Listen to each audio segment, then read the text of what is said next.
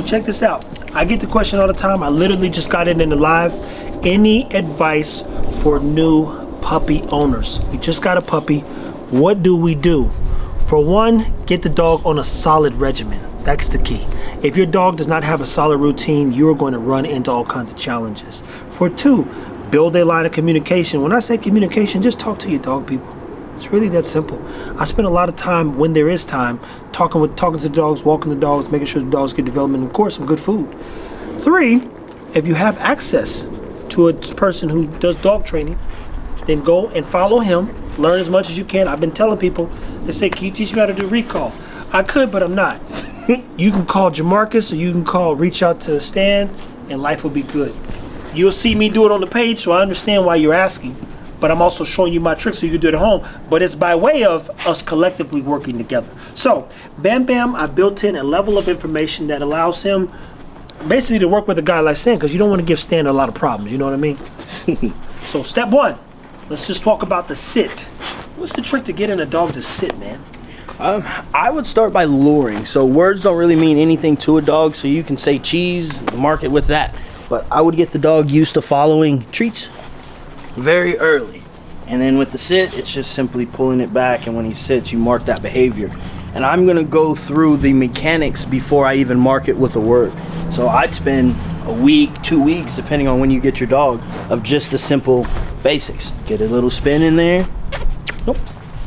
And what would you say the spin is for? Because I think that's a good question. When I see dog trainers and they're doing all the spin stuff, like what does that actually do for the dog? So it helps their rear end awareness, so they start learning where to move their body. For one, I use it as a reset. So if they're in a heel position, they spin and they get out of that position, because I want the dog to know they are finished and you can get out and do whatever you want. So that's why I use the spin, and it's just something cute to do with your dog. Just like you were saying, the more communication you have, the more situations that they're going to be prepared for. So you want to make sure you go both ways as well, because just like us, we're going to be left foot dominant or right foot dominant versus they're going to be the same. And that's a good thing. I'll tell you that today, that I would say I realized with Stan when he was working with Ego, is you saw firsthand that he turned around and he had Ego basically thinking. And I watched him think, because he's so proactive. Like, he's a very proactive dog, that he automatically started going for the right hand. But you give him the left hand, they're like, oh, nah, bro, you're not in control. Because once Ego's one of those, once he thinks he's got you, he's moved on. He like that bad kid. Yeah, he's like, oh, bro, you got it. This is too easy. And he's like, I learned it. Leave me alone. See, and he's getting like that too. He's like, man, I'm just gonna come back here to get the reward. So that's where you slow down, make him actually do it. Good boy. And then mark it. Yeah, that boy. And patience is key as well. Now, mind you guys, to be clear, you also need a motivated dog. Some of you are reaching out, you're showing me, and mind you, don't send me your dog, but you're showing me your dog, and you're saying, hey, how I get him to do such as I'm like, you're not. It's just not gonna happen. No disrespect, especially to you bulldog people. Here's the thing. You guys that know what band dogs is, they added a pit bull to a mastiff. Why would they do that? Well, now you get a big dog who's more reserved, and you add prey drive to it. Now you have a problem. Which is a good problem, because that's why they bred the band dogs. That's why they call them band. Let's put this band together and play a tune. But I hope I never have to press the button, turn the song on, because that song gonna get busy. A mastiff is a giant dog who is objectively defensive. Defensive, not in a reactive way, but defensive meaning it don't have the prey drive. A mastiff will protect his home with its life, but it ain't going to get nobody unless it has to.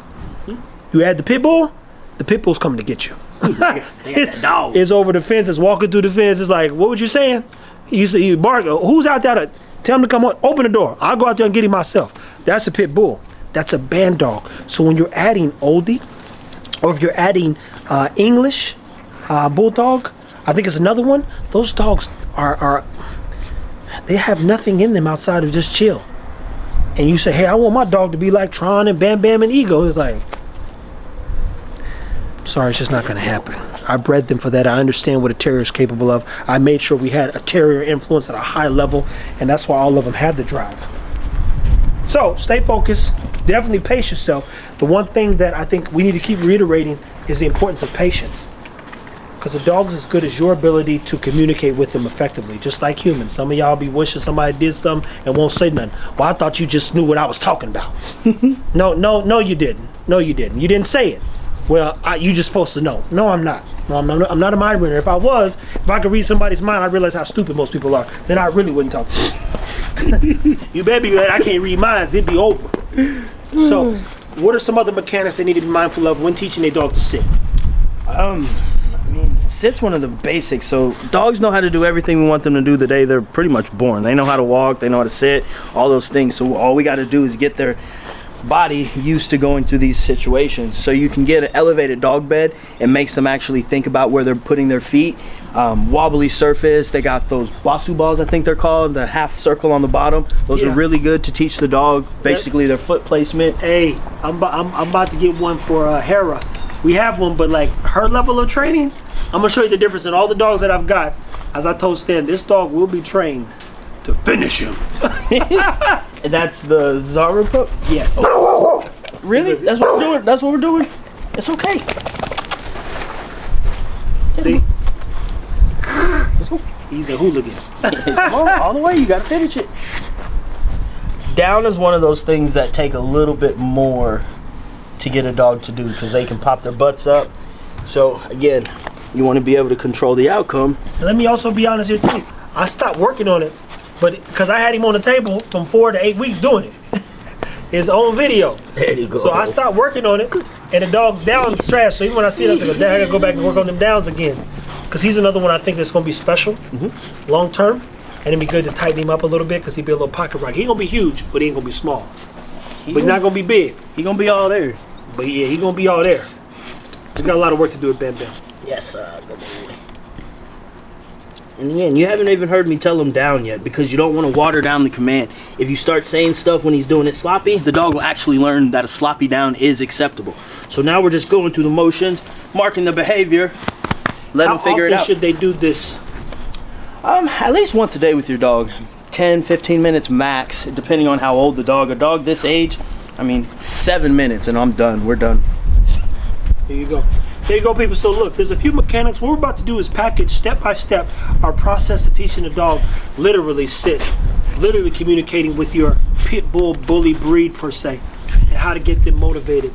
He's a fast learner. I know it's in there, so getting him to do it's not super complicated, but getting them to go through the process is probably more important, as he said, than just teaching the word. The words can always be, oh, he about to step on his tail. The words can always be implemented. And again, I don't breed dumb dogs. That's why I focus on the terrier. I stack my pedigrees based on traits, and I'm talking epigenetic. Yes, sir. Good boy. Good boy. So now that he's gotten rewarded so many times in this position, he realizes it's good, and he's getting there. Good.